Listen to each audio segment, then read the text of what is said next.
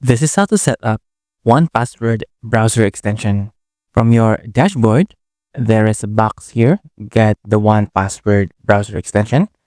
Just click get it now, and it will detect automatically the browser you are using. So for instance, I am using Firefox, and I'll just click add to Firefox. Just click add,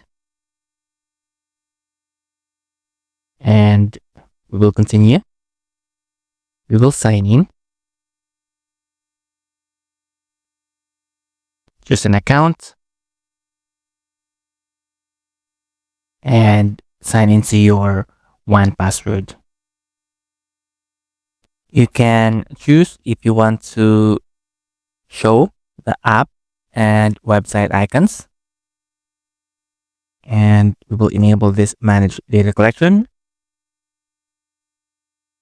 You can also watch the tutorial.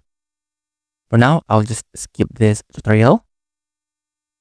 And you can in your 1Password extension. So I'll just click done. And you can find your 1Password extension by going to extension. And this is your 1Password Firefox extension. So this is how to set up 1Password browser extension.